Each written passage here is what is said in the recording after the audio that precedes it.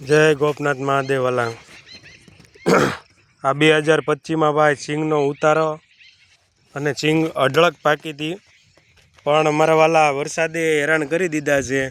તો તમે જોઈ લ્યો આ સિંગ ભાઈ, સિંગ કુદરતી પાકી હતી, પણ ભાઈ વરસાદને કારણે બહુ એમ કહેવાય કે ભોમાં રહી ગઈ છે ભાઈ। ગમે એમ હોય, આજકાલ હુકારો આવી ગયો હતો કે છોડવા હુકાઈ જ ગયા હતા, એની બદલીમાં જુઓ તમે, જુઓ જાણે આપણે વેરી ન નાખી હોય એની ઘોડે ભાઈ અઢળક શીંગું જુઓ તમે, લાગટ શીંગું પડી છે। દંતાળ આંક્યો એટલે શીંગું નીકળી ભાઈ। તો ખેડૂત મિત્રોને મારે જણાવવાનું કે ભાઈ સિંગ પાક ઉપર આવે ને એટલે વાલા લઈ લેવી, બે દી વહેલા મોડું થાય તો ભલે પણ લઈ લેવી જરૂરી છે। નહીંતર જુઓ તમે આ જોઈ રહ્યા છો ને કે જાણે આપણે વેરી ન નાખી હોય ભાઈ, એટલે આ સિંગો ઉગી એટલે ગઈ। નુકસાની તો છે જ તે, સરકાર તો ધ્યાન દે કે ન દે, પણ આપણે વાલા ધ્યાન દેવું કે 2-5 દી વહેલા મોડું થાય તો પણ આ સિંગ લઈ લેવી ભાઈ। તમે જુઓ આ સિંગ જુઓ તમે, આખા ખેતરમાં આ રીતના જ છે ભાઈ સિંગ બધી। તો લાગડ ભાઈ સિંગું જ પડ્યું છે, જેટલું આમાં પીળું દેખાય ને એટલું જ સોનું પાકેલું હતું મારા વાલા। પણ વરસાદને કારણે કે ભાઈ આગાહીની બહુ વાટ રહેવી નહીં, આગાહી ભલે આવે, તમે 2 દી વહેલા મોડું કરીને તે તમારો સારો બગડવાનો હશે તો બગડશે, પણ તમારો અઢળક પાક પાકેલો નહીં બગડે મારા વાલા।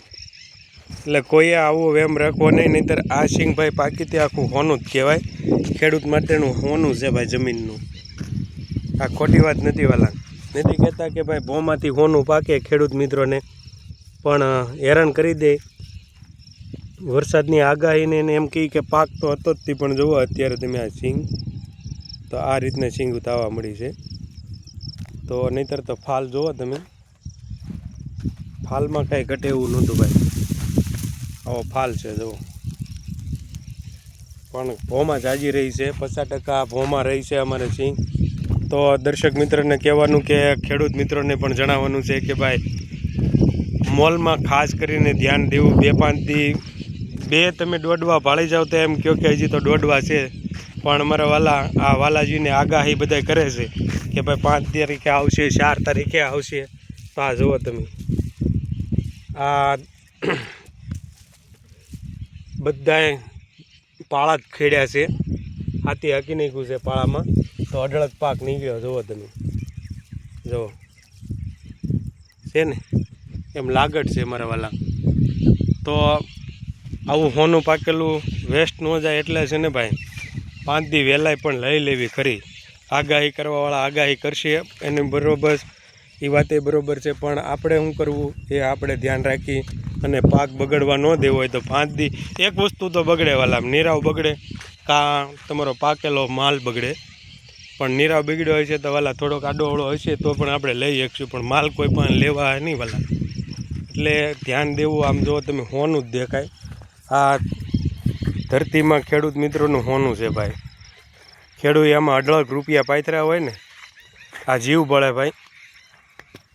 ખેડૂત બિચારા પેટમાંથી હાથ રાખીને એને નીંદર ન આવે, કહે ને કે ભાઈ હુઈ જવાનું ભગવાનના ભરોસે, પણ ભગવાનના ભરોસે અઢળક ભગવાને આપ્યું છે, પણ વાલાજીએ લેવા ટાણે વરસાદ આપ્યો એટલે આવો પાકમાં નુકસાની પણ થઈ છે।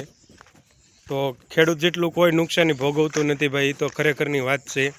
એટલે હું તો એમ કહું છું કે ભાઈ દરેકે ધ્યાન રાખીને માલ પાકેલો બગડે નહીં એ પહેલાં લઈ લેવો જોઈએ મારા વાલા। તો જય ગોપનાથ મહાદેવ, રામજીભાઈ વાળાના જય ગોપનાથ મહાદેવ। દર્શક મિત્રો વિડીયો સારો લાગ્યો હોય તો શેર કરજો, લાઇક કરજો અને સબસ્ક્રાઈબ કરવાનું ભૂલતા નહીં। તો જય ગોપનાથ મહાદેવ।